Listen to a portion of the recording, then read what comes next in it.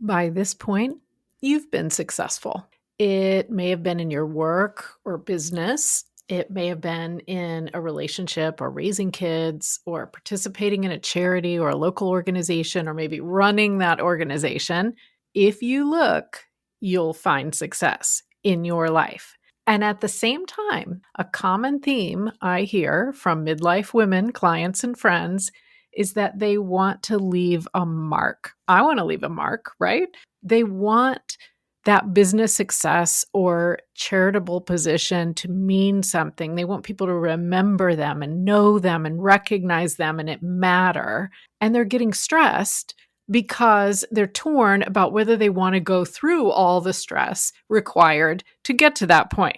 So should they just give up? Is it too late? Does success have to be stressful and hard? Let's talk about it. Welcome to Mind Your Midlife, your go-to resource for confidence and success, one thought at a time. Unlike most advice out there, we believe that simply telling you to believe in yourself or change your habits isn't enough to wake up excited about life or feel truly confident in your body. Each week, you'll gain actionable strategies and, oh my goodness, powerful insights to stop feeling stuck and start loving your midlife. This is the Mind Your Midlife podcast. A number of years ago, I'm not sure exactly how many, but we're just going to go with a number of years ago, I was working with a mindset coach named Karen, and she changed my life. And I say that without any shred of exaggeration. I met her through a friend, and I was just absolutely fascinated by what she told me about our thoughts and emotions affecting our success. I had never thought about it that way before, believe it or not, because now I talk about it all the time. I thought that success came pretty much entirely from gaining skills and doing the hard work.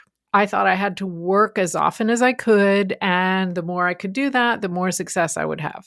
At the time, I was teaching high school, which in and of itself involves a lot of work and a lot of time. Kudos to the teachers out there. And I was also starting a direct selling business alongside that. And the decision to start that business is what brought this wake-up call to me. Because before that, and I don't know about you, you may feel the same, I always had a job that I knew my skills would allow me to do well. And sometimes it was in the corporate world, sometimes it was teaching. I always had a boss to listen to. I had a list of things I needed to do. Now, with this business of my own, I had no boss. I had no idea whether I'd be good at it. And I had no formal to-do list where it would say, do X, Y, and Z, and then you will achieve this amount of success. I had none of that. And if you're an entrepreneur, you had none of that when you started. I had to make goals and I had to decide what I wanted to achieve. And wow, what a wake-up call. Shout out then to every single listener who has ever created something new on your own, a business, a book, a movie, a show, an organization, a team, anything. Starting on your own from scratch and deciding what you want is not something we typically learn how to do. So let me pull back to the topic here. My coach, I think, I'm putting words into her mouth, but I think, was sometimes amused at me back then because she would encourage me to make a big goal, an exciting goal, not a smart goal. I'm not a huge fan of smart goals. In the right situation, they're fine, but for this, I needed something that would really change my life that I could get excited about. And my first reaction would be to say, well, that's too much. That's too hard. I'll have to work 10 times more. I'll be stressed all the time. I can't make that goal. I don't want to do that. So the game changer, she said, well, what if it could be easy to do that? And the first time she said that to me, I'm guessing I probably laughed or at least chuckled. Yeah, right. What if it could be easy? I mean, obviously it's not going to be easy. Come on. Just as I told you, success, in my view, what I had learned, what I had seen, what I had interpreted about what I had seen is really how we should say it, came from hard work, extra work, arrive early, stay late, And for a business that was working around my job, I should be working on it during all periods of downtime, right? Anytime that I wasn't with my family or working my main job, I should be working on that. Anything less, it was not going to be enough. It was not going to give me the success I wanted. I did a lot of talking to myself about that. Did you catch the shoulds in there? On the surface, a strong work ethic is absolutely a good thing. I will never tell you not to focus, apply yourself, do the work, do those things. But what's going along with that work on the inside? As a society, we have some really ingrained beliefs about success, stress, and hard work. They go together, we believe. You can't have success without the hard work, and hard work is hard because of the stress involved. You get the picture. Now, I'm not saying that you're going to have success without doing any work. I don't think that's really ever the case, except if you really got lucky in some strange turn of events. You have to do the work. What I'm saying is, we believe as a society typically that the stress, the hard work together is what creates the success. So this sort of definition comes from, I would say, 2, maybe 3 possible places for us.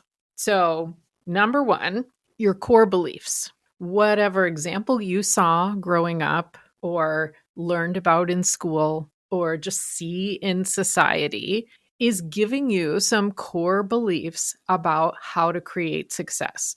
Maybe your dad or mom, I suppose, was very successful in their career and they had to work long hours. And it wasn't the case when we were growing up that they would have been on Zoom calls at all hours or anything, because crazy to think about, isn't that none of that existed. But maybe they were at the office long hours, or you didn't go on a lot of vacations. They were always working. Maybe you remember times in school where you learned about successful people and your brain sort of took in that they had to give up a lot of other things. When I think about society's definition of this, 2 movies come to mind. And because this is sort of a societal thing, there's a million books and movies, but 2 came to mind. And one, and again, midlife women, you'll remember this one, I think, 9 to 5. Do you remember this movie with Dolly Parton? My sister and I spent one summer in, I think, the mid 80s. We had it recorded on a VHS tape and we watched it like constantly. But anyway, in 9 to 5, the boss is rude, is really tough, is always at the office and is not having any fun at all and is asking a lot of the secretary and the other people. And it creates this feeling that in order to be the boss, we have to be rude. We have to not care about anything else. We have to be mean. And then you have another movie that I love, The Devil Wears Prada. Well, that one is sort of a caricature of a boss, right? Because that's the meaning of the whole title. The boss is a workaholic. She has sacrificed 2 marriages to become this success. It's cool that she's a woman. We love that. But then we see, oh my gosh, she's getting divorced from the second husband. She believes that everyone else needs to do that as well. She's telling Andy that she needs to give up everything else in her life. That's the way it is. She needs to trample on other people. That's the way you're successful. So that's an extreme example. But the thing is, when we see things like that, we are not surprised. That's the key. We're not surprised that that's what it took to be successful. We believe that successful people must do those things. Now, are there some real life successful people out there who do trample on other people, who do work all the time, who do sacrifice other things in their life? Of course there are. But does it have to be that way? That's the question. Okay, so this definition of hard work and stress going along together to create success also comes from the second place, potentially, and that is our upper limit. And gosh, a long while back in the previous version of this podcast, I did an episode about the upper limit, so I'll put that in the show notes. And maybe I'll do another one. This is something that just permeates our lives. So it's kind of entwined with the first one, our core beliefs about what we think success takes. But we all have an upper limit. We have a lower limit as well, but we struggle more with the upper limit.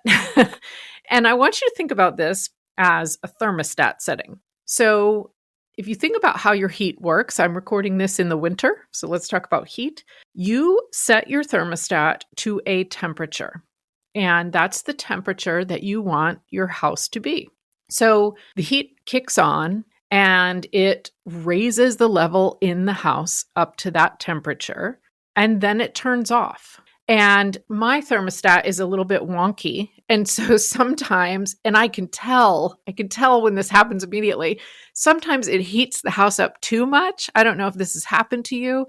And right away, I'm annoyed because it feels too hot. But I also go look at the thermostat and it's higher than what I've set it for. What? No, that's not supposed to happen. So it has kicked itself off, and now we got to let the house cool down a little bit. I don't know why it overheated, but I'm not happy about it, right? That's what I mean by your thermostat setting. So there is, in all of us, a level of success we believe we deserve. And this applies to everything in life. It applies to relationships. It applies to your health, your weight, your anything.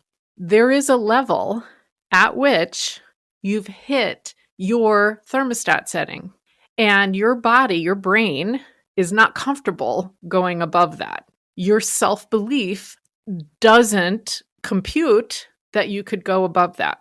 So if you are considering some sort of professional goal that is above your upper limit, your first instinct may be to talk yourself out of it, or to justify to yourself why it's too hard. It's too many sacrifices. All of that stuff will be going in your head because you're not comfortable. And I say you, this applies to me as well, because you're not comfortable going above that upper limit. And then the third thing, I think we just need to honor for a second that midlife is midlife. Sometimes there's some stuff. Let me give you a little laundry list of what we midlife women could be doing to ourselves on the inside. There's all kinds of little stories that creep around in our brains, in our subconscious brains, but if we pause and notice, it's these thoughts running around in our heads, or maybe it's kind of the same interpretation of a situation all the time. We might be telling ourselves, I should be further along by now. I can't rest. That's lazy. I can't rest. I'm not actually committed to this goal if I do. A day off? Are you kidding? I don't have time for a day off. I don't have enough time to even get there. How could I take a day off? Why does she have such an easy time doing whatever it is I'm trying to do? I don't know if I'm up for the struggle it would take to get there. I don't know if I have enough time. Maybe it's too late. It's just not worth it. So all that junk is in our heads, potentially, maybe. So what do you think is going to happen in your work life, your day-to-day tasks and projects and creative ideas when you're telling yourself all the time these messages about it being too hard and too much sacrifice, or you're too old or whatever? Your brain is trying to protect you by holding you back. Good job, brain. But maybe that's not what we really want to do. So let's take an example of a promotion. Let's say that you're in your mid-40s and you want a promotion to director in your job. Making this up, but hopefully it will speak to you in a similar way. So what do some of the concerns look like that's coming from these core beliefs and upper limit and just midlife? Your core beliefs might be telling you that you can't go for this director position. You have to focus on your family right now. There's too much going on. This would take you away from that. Maybe it's you can't have both. You can't have a happy family and this director position, this successful career. You'd have to work all the time. Maybe you believe somewhere deep in there that you're too old for this promotion.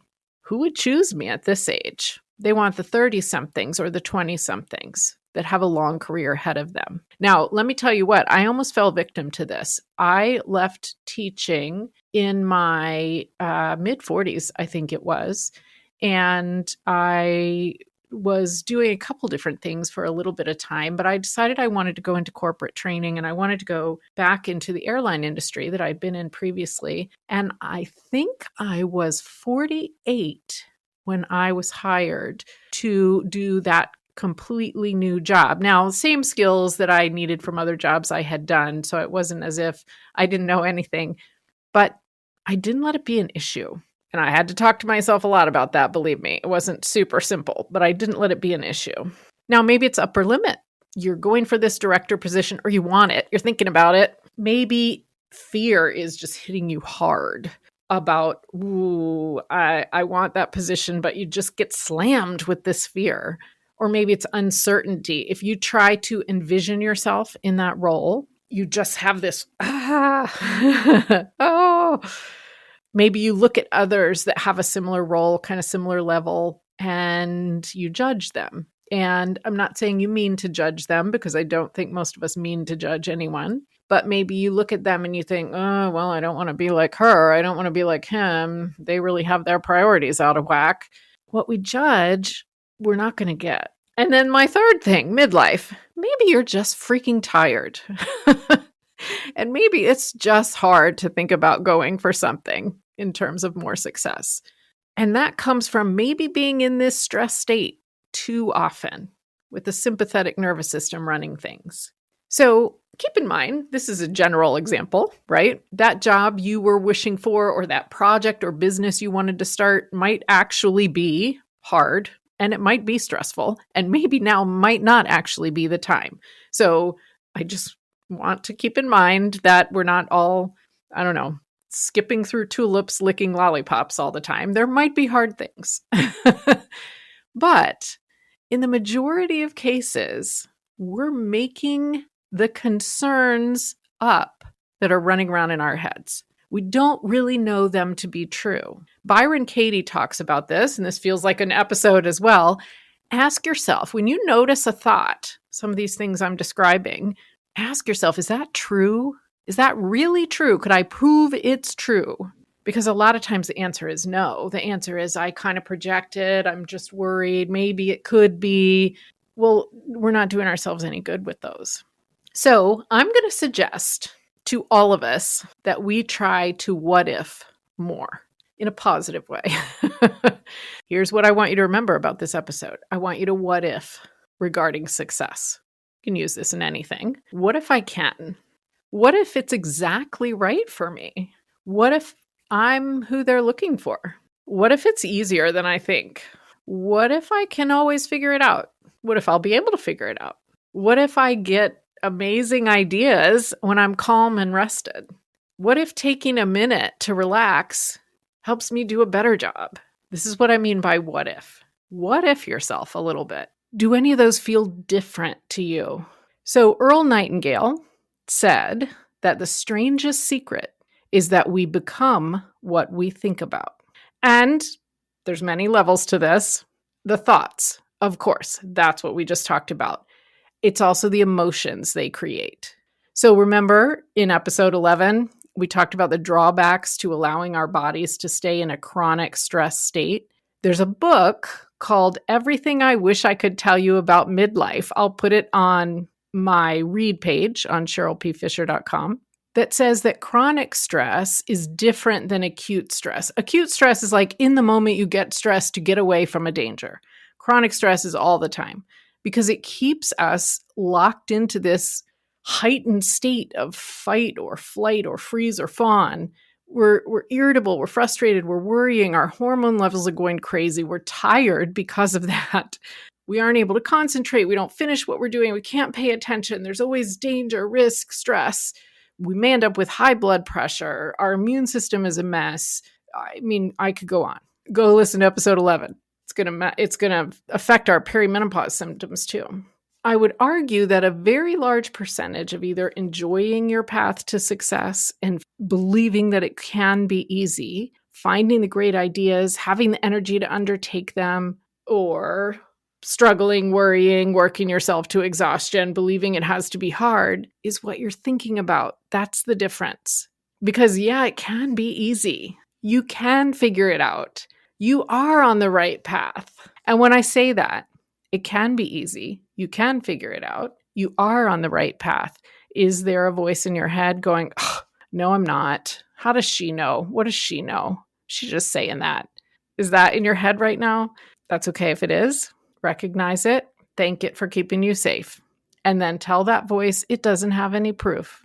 Is there a way to prove that I'm right or that voice is right? No. You get to choose what you want to believe. And I think it would be cool if we could choose to believe that we're going to get the creative ideas and we do have time to rest and a balance is good and we can figure it out and we're on the right path and success doesn't have to be hard and stressful. One of the most powerful variables is whether you believe you can achieve what you want and, two, and whether you believe you deserve it. I say you can, and you do. But what do you say about you? There was a Forbes article in November of 2023 that talked about exactly this and said that beliefs are the invisible architects of success. You can work all the hours and you can talk a good game and you can do the tasks, but if you don't believe you deserve success, then you will sabotage yourself. And maybe it's just as simple as you just won't like what you think you have to do.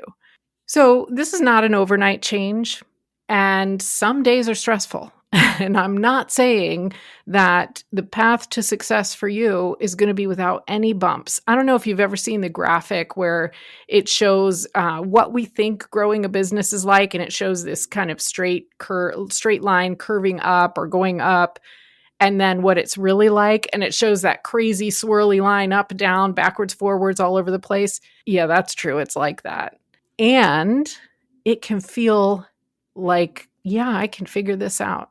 I've got this and I get to rest and I get to have balance and it maybe even can be fun. It's not an overnight change. I don't expect you to be able to saunter because of course you would saunter into your office tomorrow fully believing that success is now easy and you should be the VP and you have it in the bag. You just have to start.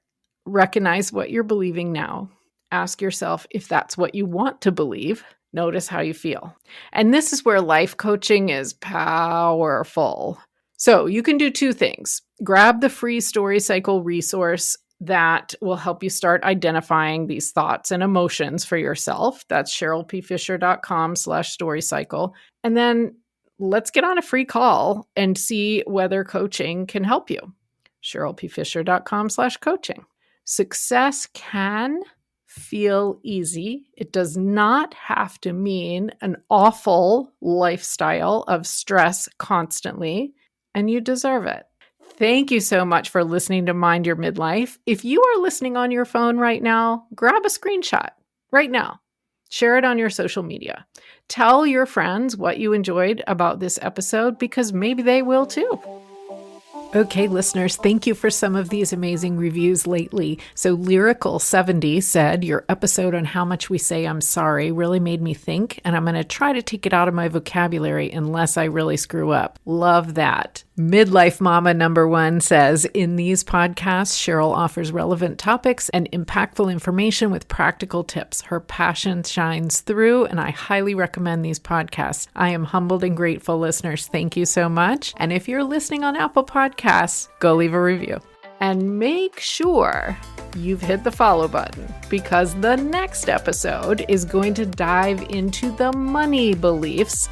You heard me mention it real quick today that we all have and how to recognize them. You might be surprised.